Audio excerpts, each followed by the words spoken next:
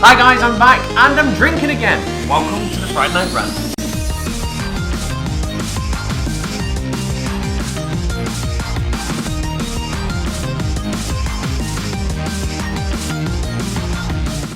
So yes, it's been many moons since we've done a Friday Night Rant, and as I've said in previous videos, I'm not going to guarantee they're going to be here every Friday, but I want to get back into the motion of things and start doing things. I thought I'll bring back a tradition, and this week's drink is Jim Beam's Devil Cut 90% Proof. So before we move on, let's have a little taste of what we got. Oh, that's gorgeous, bloody gorgeous. So forgive me first of all that I may be incredibly rusty. At the same time, I've got a few bits to talk about, nothing major at the moment. And I just want to start off by apologising of probably the quality of the video, the lighting. As I say, I've got a light bulb right above me here. So I've got to spend a bit of time working out where I'm actually going to film these things and actually balancing the colour and stuff like that. But that will happen. So let's crack on and jump in with the first piece of news. The first thing I wanted to talk about is not major news, but it kind of leads on to a topic I want to talk about. And it is Hotline Miami 2. Now, I was a big fan of Hotline Miami. Brilliant game, and I cannot wait to get my hands on number 2. But sadly, it has already been banned in Australia. Now, we know many games have been banned in Australia because they have got stricter laws when it comes down to what you can actually put into a computer game. But at the same time, I have to actually say Australia's getting incredibly better. They're getting a bit more relaxed with the laws, but sadly, they do have something which they don't want to be shown in games, and that is rape. So I just want to read this, which actually came out from the Australian body that denied it, saying, in a sequence of the gameplay footage titled Midnight Animal, protagonist character bursts into what appears to be a movie set and explicitly kills 4 people who collapse onto the floor in a pool of copious blood, and often accompanied by blood splatter. After stomping on the head of the 5th male character, he strikes a female character wearing red underwear. She is knocked onto the floor and is viewed lying face down in a pool of copious blood. I like the copious part. The married character is then viewed with his pants halfway down, partially exposing his buttocks. Bit me directly in the buttocks. He is then viewed pinning the female down by her arms, laying on top of her and thrusting, implicitly raping her, either via rear entry or anally, and while her legs are viewed kicking and screaming as she struggles beneath him. So yes, they've actually got a rape scene in the game. And the thing is, we all know that this kind of game is a pixelated game, and you're probably going to see about 6 pieces of junk move up and down the screen, and you've got to obviously just go, well, that we assume that's rape. And I can understand people saying, well, that's absolutely fine. It's a cartoonish kind of pixel. It's not doing anything. But at the same time, I can kind of understand with the Australian laws, because if they are going to be a bit more relaxed and say, okay, we can have people killing people now, and we ain't got to worry if the blood's actually red, and all them stupid little things, they've probably turned around and says, well, we don't want to see somebody being raped in a computer game. And when they said that, they probably thought about a very more fleshed out game, and obviously the idea of watching a rape scene could be quite graphic. At the same time, once you wrote that into stone, you can't really bend the rules and go, well, if it's a pixelated rape, we'll let it slide. So I can kind of see where they've just come down on this and says, we've said rape is a no-no, so this is a no-no.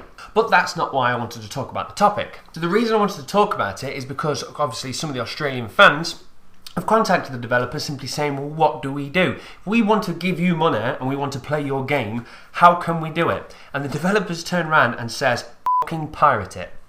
Which I think is a great stance to actually have, because he says, we want people to go out and enjoy this game, so obviously if you're not allowed to have it, then just pirate it.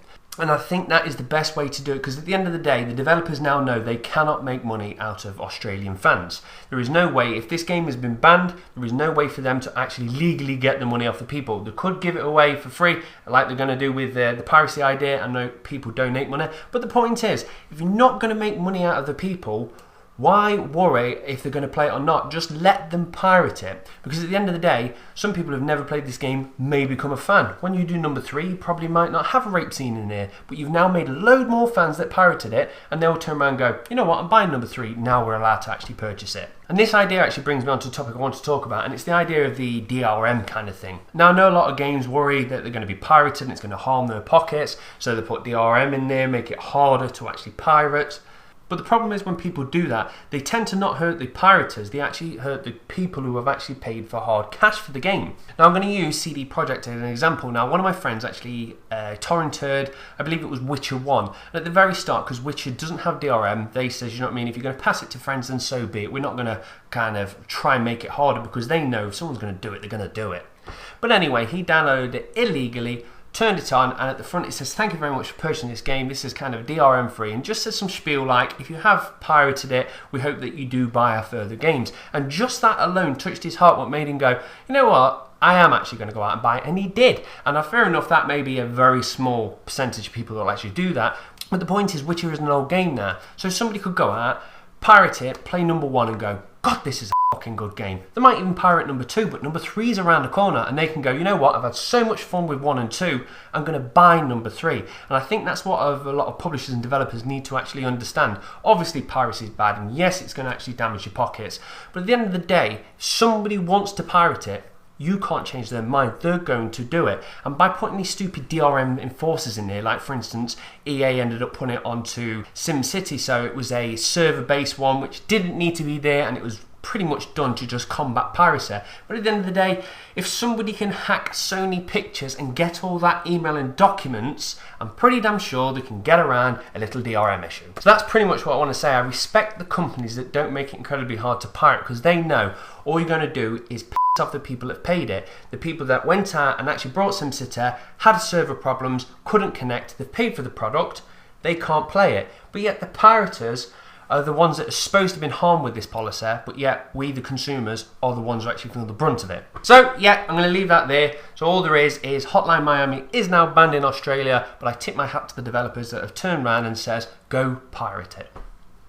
So we've got a bit of news now for Nintendo, Xbox and PlayStation. So we start off with good old Ninny. So first of all, let me get me drink. Let me toast you, Nintendo, because I've had my problems with you. I've always said that you tend to make too many variations of your hardware. You push the hardware a bit too strong for my liking, and mainly because my partner Joe is a big Nintendo fan, and I can actually see how much money she spends on buying all your different variations of your fucking consoles and your handhelds. But that's by the by. At least Nintendo give people the options so they can buy all the different versions, granted. Now, obviously, the new 3DS is coming out, which I still hate the name of, and Joe's been out to purchase it, and she's got herself the smaller version, simply because it's the only one with swappable faceplates. Now, first of all, this is to you. I tip my hat, Nintendo. You have found another way to turn Nintendo into pure crack, and she's already been out and brought 6 or so faceplates, so great way for them to turn around one out, just printing plastic with pictures on it. But at the same time, I would have actually probably liked to see Xbox or PlayStation perhaps have snappable fronts to swap them. I don't think I would have personally, but there's nothing wrong with customizing a console. So yes, as I was saying, my beef isn't actually they've made these faceplates, but my beef actually comes with they've only made them for the small 3DS, which makes no sense to me. They've got the large one, we cannot swap a faceplate. You've got the small one, and you can. Now, Joe's got the small one mainly because she's a lady and she's got lady tiny hands, and a small one suits her hands much better. But when I come to play 3DS, I much prefer a larger XL. Now, that means if I was a big Nintendo fan, which I am not, that doesn't mean I don't like them, it just means I don't actually put enough time and effort into play their games because I have too much to play already. But again, we're going off track. The point is, if I wanted the new XL, I have to buy it without the ability to swap the faceplates. Now, if that was the case and that's how it's going to be forever, then so be it. It's just a very odd decision Nintendo have made. But I tell you right now, there is going to be a new version of the new 3DS XL, which is going to have swappable faceplates. So therefore, they've sold a bit of it. Here's the small one, you can swap them. The large one you can't. But now you can, go buy it again. But sell that one, buy another one again. And that's what pisses me off, because I know they are going to do it. I don't understand why the decision wasn't made. Let's make them both swappable. No, let's just make one of them. How can they actually sit around a board and say, this is a good idea? Apart from if somebody at the back went, but then we'll sell it again. So yes, that's pissed me off. But I do actually tip my hat to him, because the new 3DS now actually has a swappable battery, which I think is brilliant. I like the idea of actually having parts you can take out, because at the end of the day, sometimes when handhelds die, it could just be the battery, and if you can swap the battery cheaper than replacing the old thing, I think that's a plus. In fact, that's one of the reasons why I actually really like the Xbox One. Still has a big fat charger cable on the back of it. I know a lot of people hate it and they prefer the PlayStation 4 has it built in, but I have seen these transformers blow up in the past, and it's so much cheaper to be able to just unplug it, throw it in the bin and buy a new one than to actually replace an entire console. So I like the idea of more parts sitting outside the console than in. Plus, at the same time, we know the 360 had incredible problems with heating, so at the same time, a big fat hot transformer sounds a lot better outside a console than in for me. But while on the Nintendo news, the other thing I have to say is good. They're catching up with the times now, is they're actually offering cross-buys. So that simply means if there's a game both out on the 3DS and on the Wii U, you can buy it on one and play it on the other. I think that's great. The Vita already has that in place. Obviously, Microsoft doesn't because they don't even have a handheld. But the point is, they are now offering that service, which I think is incredibly good. So good on you, Nintendo.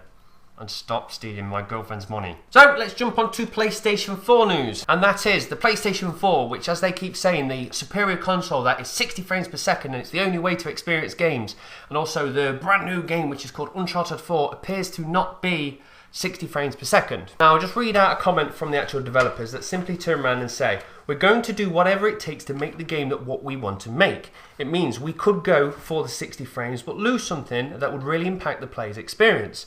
And at the end of the day, it's our choice as developers to simply say, we're going to go and make the best experience over 60 frames per second. Now my simple response to that is absolutely. That's how I've always felt it in the past. And what's annoyed me is when the Xbox had a shaky start, when it had lower frames, and now it appears to be all very similar. But the point is, when it had lower frames, people was going, no, but I want it 60 frames per second. Or and also some games was 30 across both consoles, and people was complaining, this is next gen, so I want 6 there. And I can't understand how people would prefer a buggier game. Well, not a buggier game, but limitations in the game, parts of the game removed to hit that sweet 60 frames per second. Now this has divided the internet because a lot of people are saying this is stupid, a PlayStation should be able to do 60 frames per second, I'm not buying this, blah blah blah, and those people are f***ing idiots. I've played Uncharted games and they are very, very good, and at the end of the day I wouldn't want to have a 60 frames per second landscape and everything looks really, really nice, but then they've taken some parts out, or there's not many explosions going off in the background now because it kind of makes the frames drop a little bit. No, I want your vision of the game, you're the developers, so create that. And I am worried that a few games in the past have actually kind of listened too much to the internet, and we want the 1080, we want the 60 frames, and they've kind of lent a bit towards to doing what the internet wants and dropping a few parts out of the game. And the thing that also makes me laugh is now this means we're at the time where news doesn't consist of news, it's just fucking bullshit what IGN and everybody writes, but the developers turned around and simply said, we might not get it to 60 frames per second. They might do. They might be doing some tweaking, optimization, and then they go, we can have everything that we want and the 60 frames per second. Brilliant. But that's no good because obviously news outlets don't want to have that as the clickbait, so the news is kind of, Uncharted won't be 60 frames per second. Well, it might be actually, and that's what just pisses me off with the news outlets. So the last thing that I want to talk about is Xbox, and as we know I am more of an Xbox fan than I am the other two consoles, so obviously it's for me to sit here and praise how Microsoft is absolutely brilliant.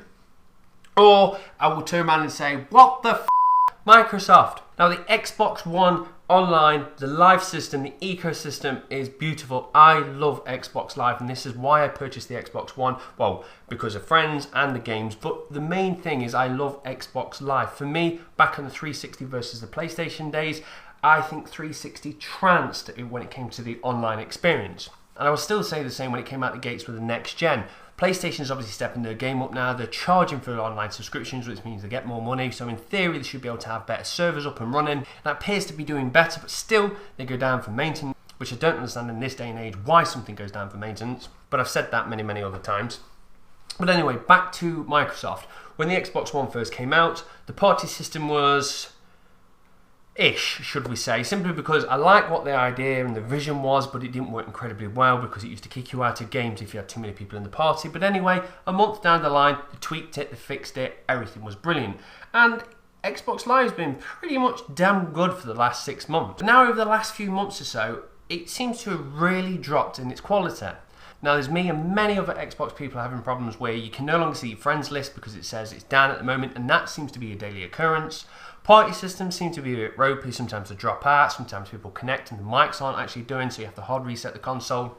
And the main reason I want to bring this up is because obviously I do bash when other consoles get things wrong, and at the moment something is amiss at Microsoft. Microsoft have turned around because every single month they do give us an update and tweak this and tweak that, and that's what I do love. The console works differently to how it did last year because of all the tweaks and changes that they've done, but there've been a lot of visual changes and it looks better how it all works. Microsoft have turned around now and said the next 2 updates or so for the next 2 or 3 months won't be very visually oriented, so you won't see what's actually changed, but the things that will be changed are now under the hood, and I can only hope it addresses what the hell is going on with Xbox Live at the moment. So that's pretty much me done and dusted now. It's 19 minutes in on my camera. It'll probably be a lot less when it's chopped down. So I want to bring you up to the question of the week, and before I do, I just want to actually set you up as to why I'm going to say this question, and it is to do with fucking Minecraft. Now, Minecraft is a game I can honestly say I play way too much of. I am a big Minecraft fan. We've got a bunch of friends and we've got a big gigantic world that we've probably put 300 to 500 man hours in. It's ridiculous, and at one point I do want to do a video and go around and explain all our villages and how it works. But anyway, the point is we do all this in survival. We don't go into creative, because back in the 360 days we created a creative world, went in and everything was too easy. You could build the giantest buildings, you could do what you wanted, and it took the fun out of the game. Whereas playing in survival, you have to earn what you actually create. You have to go out and forage for it, get all the stuff in, and if you want to build something big, you're going to have to make scaffolding to do it, and that makes the game much more enjoyable for me. Now the problem is, this week we managed to have a game-breaking bug. Now what we've done is put 2 note blocks on top of each other, and for some reason it's kind of killed a save. Every time we load into it, the game instantly crashes and kicks us back out again. Now we know if we're going via creative, we can knock them blocks back out, but then it's damaged our world because we're then in a creative world. So we're going to stand back and not play the game until this has actually been patched. So this brings us to the question of the week, and that is, what is the worst game-breaking bug that you've ever had? You've actually played a game and something's happened and you've gone, and all your save's gone, or has it actually just affected your character and changed his abilities? What's the worst thing that's made you gone, oh, I love this game so much, but you've just done something to me now which makes me go, f*** your game, I am done. So as I said then, that's me done and dusted. Now I'm going to wrap up, finish drinking off this whiskey, edit this, and then probably watch it back and actually realise how really it is to stand behind a shower as a backdrop. So I'd like to say thank you very much for everyone that's still sticking around waiting for the Friday Night Rants. It has been a very long time since we've been doing them, and fingers crossed I should be doing them once a week again now. So, I'm going to love you, leave you. Remember, the question of the week, what game do you love but did something that made you go, fuck this game, I hate the game now? Thank you very much for watching, guys. Cheers, bye.